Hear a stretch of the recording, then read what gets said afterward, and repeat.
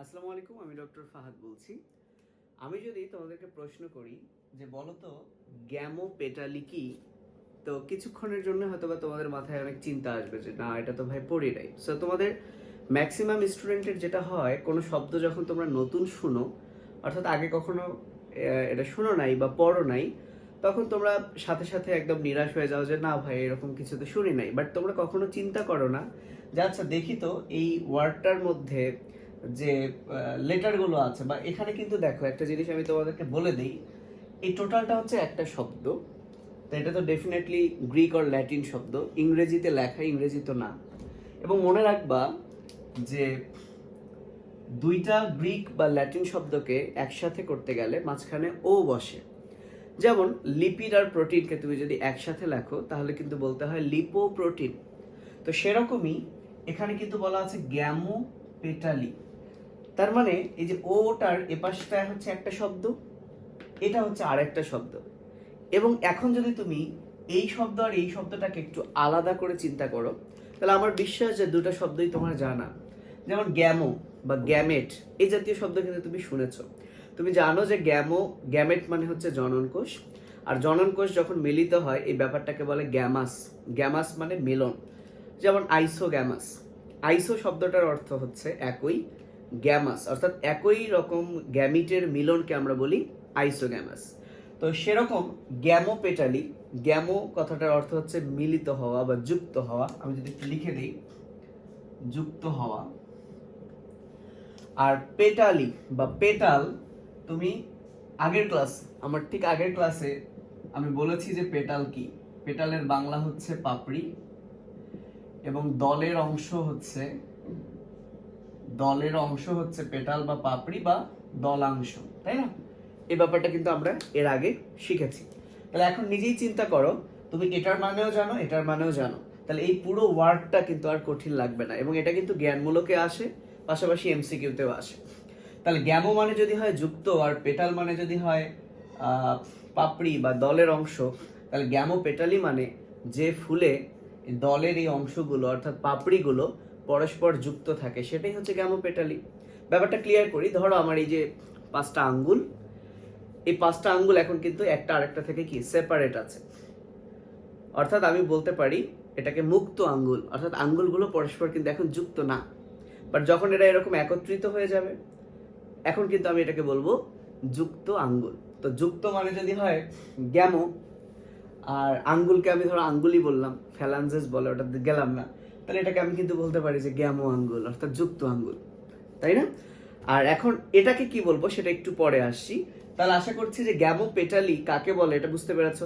তাহলে গ্যামো পেটালির বাংলা নাম হচ্ছে এরকম যে যুক্ত দল, অর্থাৎ যে উদ্ভিদের ফুলের দলমণ্ডল বা দলের অংশগুলো পরস্পর যুক্ত থাকে তাকে বলা হয় কি যুক্ত দল। এবং এর একটা এক্সাম্পল হচ্ছে ধুতুরা। তোমরা যদি ধুতুরা ফুল দেখো তাহলে দেখবা ধুতুরা ফুলের যে, আমি আসলে দেখাতে পারছি না, ধুতুরা ফুলের অর্থাৎ ফুল বলতে আমরা যেটাকে বুঝি যে পাপড়িগুলো, সহজ কথা, তার একটা আরেকটার সাথে কি আছে, যুক্ত আছে। ওকে, তো এবার আসি আরেকটা শব্দ বা আরেকটা টার্ম নিয়ে, সেটা হচ্ছে পলিপেটালি। তাহলে প্রশ্ন হচ্ছে গ্যামো পেটালি বুঝলাম, পলিপেটালি কি? খেয়াল করো ভাই, পলি মানে অনেক, এটা তো সবাই জানো তাই না? পলি কথাটার অর্থ হচ্ছে অনেক, আর পেটাল মানে পাপড়ি। তাহলে পলিপেটালি মানে কি, বোঝা যাচ্ছে কি অনেক পাপড়ি।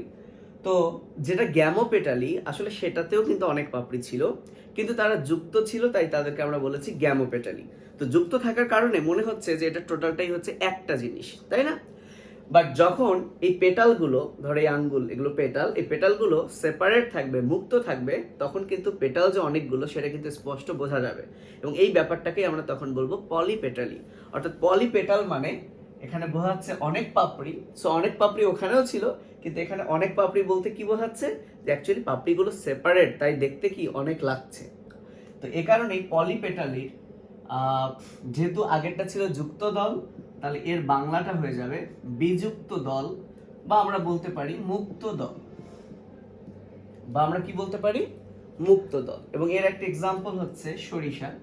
সরিষার অনেকগুলো প্রজাতি আছে, এর মধ্যে যেটা কালো সরিষা এটা তোমাদের বইয়ে দেওয়া আছে, তাই আমি এটাই লিখলাম। তাহলে এটা ইম্পর্টেন্ট ফর এমসিকিউ। এবং ডেফিনেশন কিভাবে লিখবা? পলিপেটালের ডেফিনেশন, যে পলিপেটালের ডেফিনেশন হচ্ছে যে ফুলের দলের অংশগুলো পরস্পর পৃথক থাকে তাদেরকে কি বলা হয়? বিযুক্ত দল বা পলিপেটালি। বুঝতে পেরেছো? এবং এক্সাম্পল কি? কালো সরিষা। তবে কিছু কিছু উদ্ভিদ আছে যাদের ফুলে দলই থাকে না, অর্থাৎ পাপড়ি নাই, যেমন কাঁঠাল। কাঁঠালের কোনো এরকম তুমি পাপড়ি দেখতে পারবে না, কাঁঠালের ফুলে পাপড়ি দেখতে পাবে না।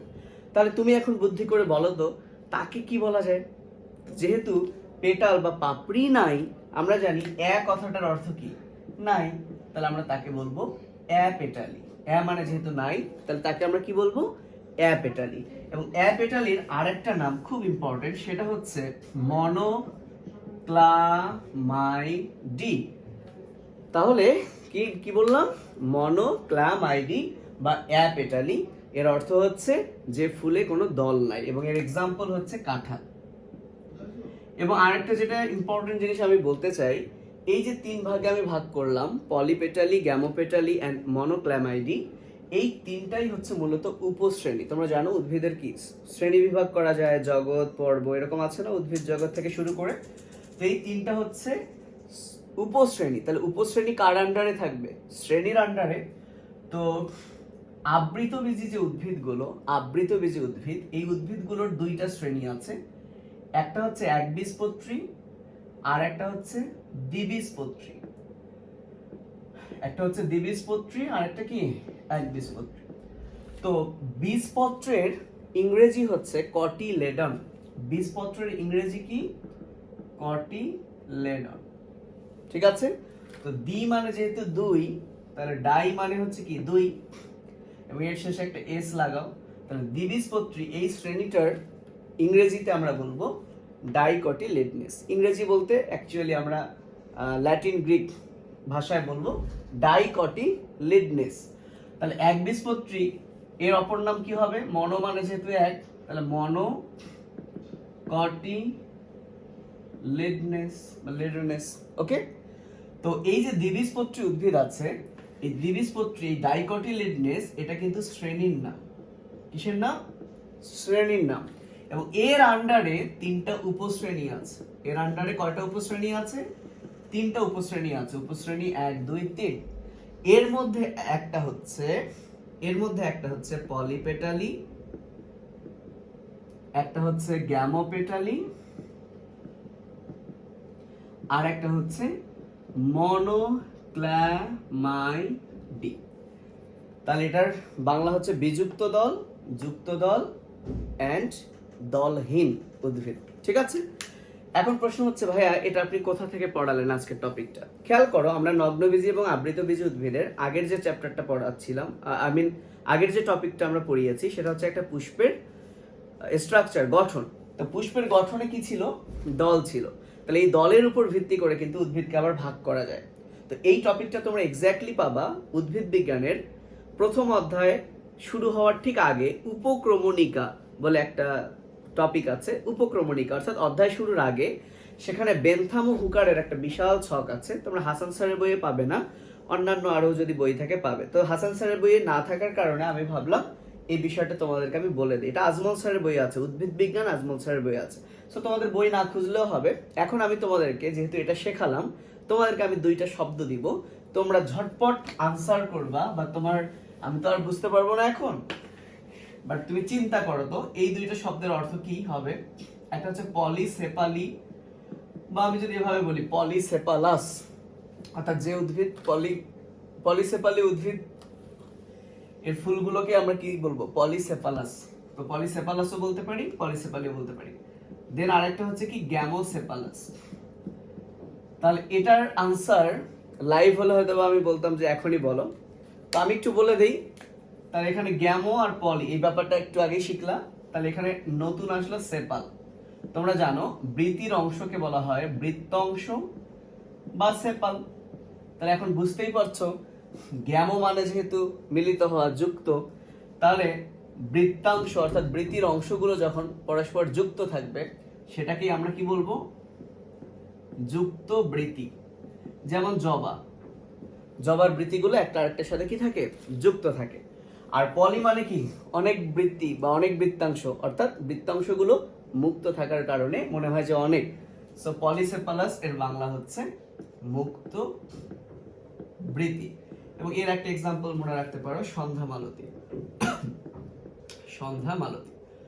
ওকে, তো এই এক্সাম্পল দুইটা মনে না রাখলেও চলবে। তাহলে এখানে আমি যেটা বোঝাতে চাইলাম, আগের ক্লাসে আমরা যে 4টা স্তবকের কথা বলেছি, এর মধ্যে বৃতি এবং দল, এই স্তবকের উপর ভিত্তি করে আবার উদ্ভিদকে দুই ভাগে ভাগ করা যায়। বৃতির উপর ভিত্তি করে পলিসেপালাস অ্যান্ড কি গ্যামোসেপালাস, আর দলের উপর ভিত্তি করে পলিপেটালাসও বলতে পারি, পলিপেটালি, গ্যামোপেটালি অ্যান্ড মনোক্লামাইটি। আশা করি তোমরা বুঝতে পেরেছো এই টার্মগুলো। যদি পরীক্ষায় জ্ঞানমূলকে আসে, এমসিকিউতে আসে, অথবা যদি এভাবেও বলে বৃতি ও দলের উপর ভিত্তি করে প্রকারভেদ করে উদ্ভিদের, ইনশাল্লাহ তোমরা পারবে। সো আজকে এই পর্যন্ত, আসসালামু আলাইকুম।